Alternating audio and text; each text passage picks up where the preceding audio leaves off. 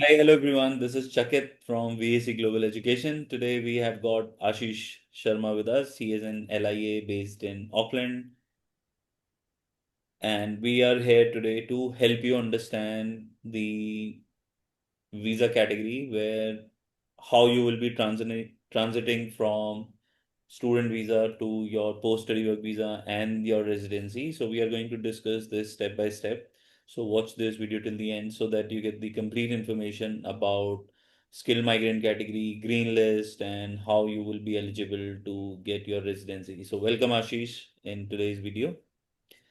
Thank you. Thank you very much. Hi, everybody.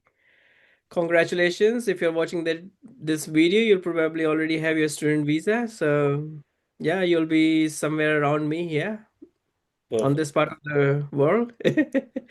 um, Yeah, so so all the I'll, yeah, please. Sorry. sorry. Yeah, yeah. Go ahead.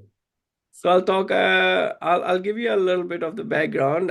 It's a very big pathway, skilled migrant category and green list, but I'll give you an overview of how things actually work in here and how the immigration pathways for skilled migrant category. So there are three main ways after your student visa expires. You'll probably be going for post-study work visa or AEWV. So post-study work visa is an open work visa in which you'll be able to work anywhere for any employer, anywhere in the country. So that's one. Another one is AWV, in which you have to find an accredited employer, and then you work under the accredited employer at a definite position at a different location.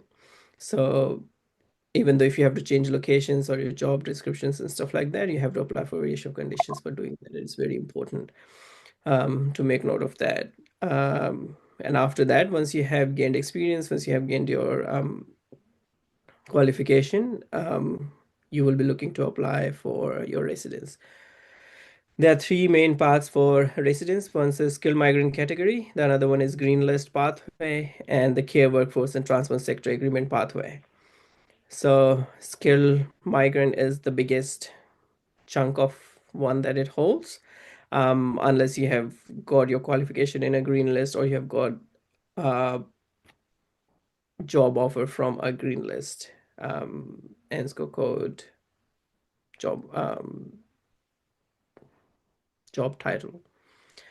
So if you look at green skilled migrant category, there you can get points. You need to get 6 points to start with. You need to get 6 points, and those 6 points can either come from the qualification or the experience, the skill or the experience.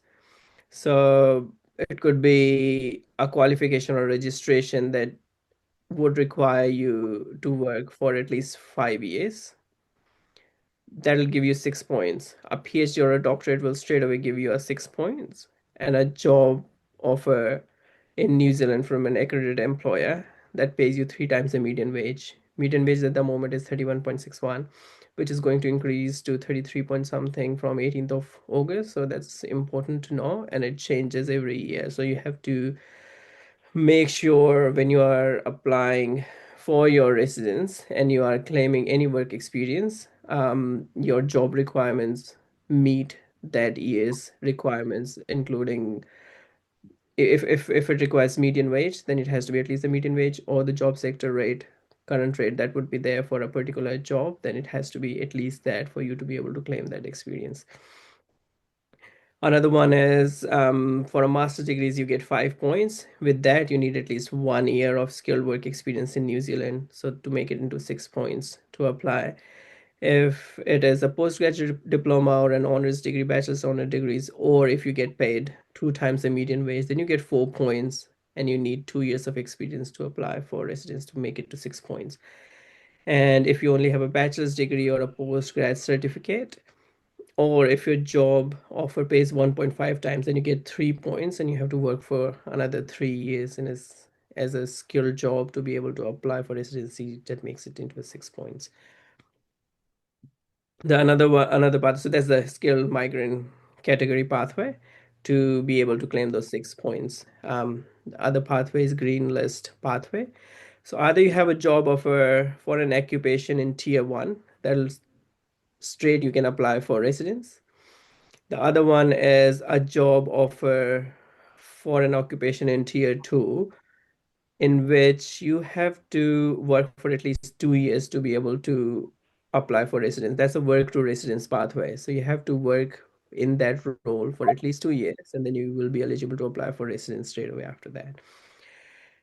So these are two green list pathways, and the other one is care workforce and transport sector agreement pathway, in which you need a job offer from a occupation specified in that sector agreement. So they are usually for the care workforce and transport. So uh, mainly for bus drivers and transport sector and things like that, and disability ones, counseling and stuff like that.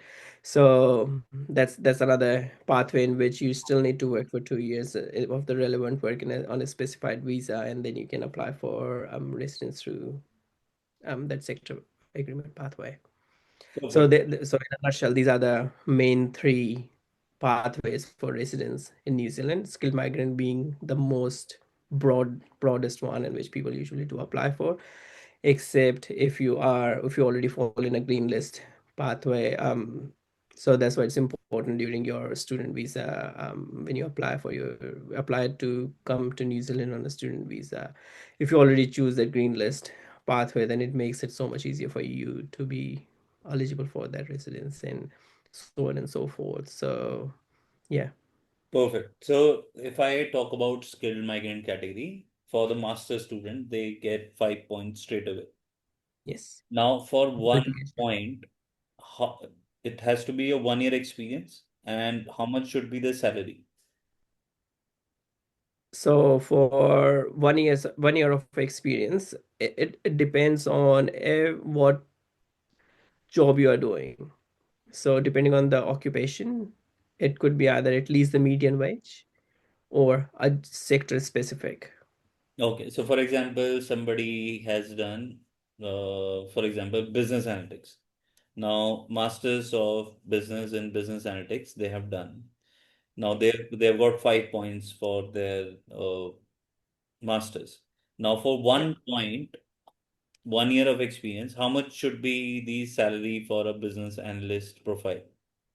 So job experience actually is not related to the qualification. You Okay. can get job experience for any job that you do as long as you're qualified to do that job. Okay. So you can be y- you might have done business analytics, but in your past life you might have been an accountant, and you come here and you're working as an accountant or an assistant accountant, for 1 year. You are getting paid at least the market rate or the at least the median wage for that year. You have got that experience for 1 year. You were qualified to do that job because you had a degree already, which can be cross verified. Then you'll be able to claim that 1 point for it. So it doesn't have to be in your own field. That skilled experience can be any skilled experience in New Zealand, And as long as you're it doesn't qualified have to to, do and it. it doesn't have to be in the green list, right? So It even doesn't if have to be in a the job, green list. yeah, It could be any skilled work. perfect. So somebody who has done, for example, BA in India, like Bachelor's of Arts, and then they come to New Zealand and they study marketing, for example, and they have done masters in marketing, or let's say they have done a business and leadership program. Now, if they become a restaurant manager, will they be eligible to apply for their residency? Absolutely. Okay. What if their salary is median wage, exactly the median wage? So they just have to work 1 year in New Zealand, and then with that 1 year of experience, they can apply for their residency. Yes. So there And are 5 points they get for their masters and 1 point they'll get for the experience of skilled work experience in New Zealand. all right. And what if their salary is not as per median wage? What if their salary is less than that? Then what happens? So it all depends on the job. Some jobs require it to be median wage. Some jobs require it to be the average industry rate. So if your job falls into in which it requires, so it depends on the NSCO code for it, and it has requirements on it. So depending on what exactly your job description is, and then your job title is, and your NSCO code is, then we'll be able to verify if you need at least the median wage or just the industry rate will be okay for you to be able to claim that experience. And that's why it's very important before you actually accept any offer, or you are thinking of claiming any points, to get in touch with an LIA to be able to verify that this will count towards your skilled experience or not, because you do not want to be wasting at least the whole 1 year and then realizing end of it that it might not get counted. Perfect, perfect. And the what about the employer? So, everyone who is sponsoring a job for an immigrant has to be an aggregated employer. So, is it has to be aggregated before they can get this job, which will enable them to become a resident? So on an open work permit, which is your post study visa, you do not need to work under an accredited employer. You can get any employer, and as long as you're getting paid the right amount and you are working in a skilled job, you'll still be able to claim that experience.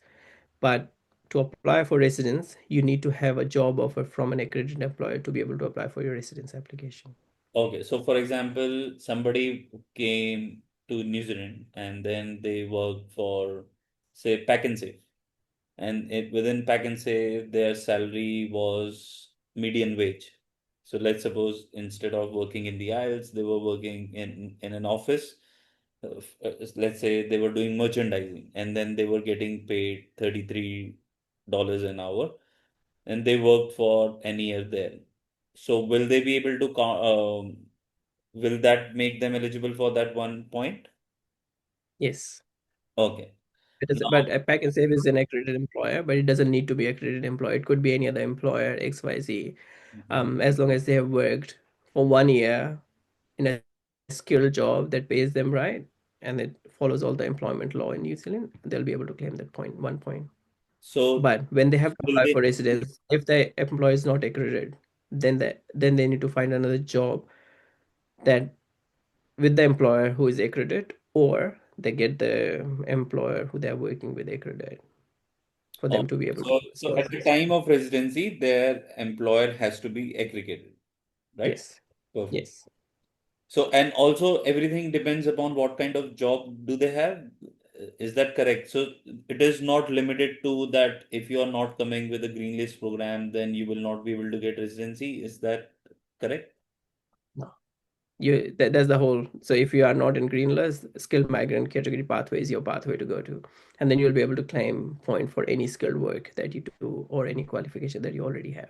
And Can even if you you're define coming, skilled work for me? Like, what is skilled work? skilled work is any work that you do here that you're qualified to do, and then pays you the right amount that you are supposed to pay and follows the employment law. So any INSCO code, so depending on if it's 1, 2, 3, 4, 5 level INSCO code, so depending on where you exactly land in that for a particular role, and if you meet the job description in that area, in that role, and also if you're getting paid the right amount to do that job, then it is a skilled work. So let's say somebody came there and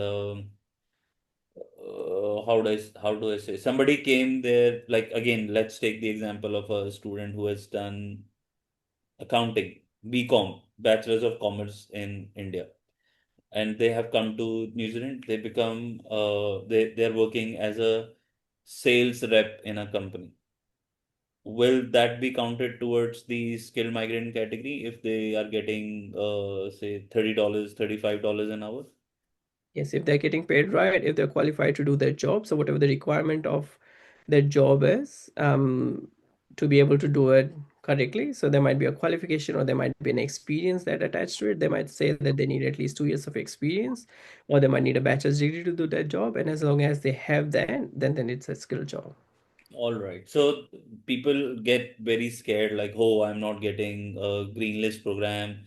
so I should not be going to New Zealand. So what do you have to say to those students? It doesn't have to be only in skilled only in green list roles or the qualification in those green list. Any qualification that you have already done before, for example, people who already have masters in India, they can get 5 points for that masters too.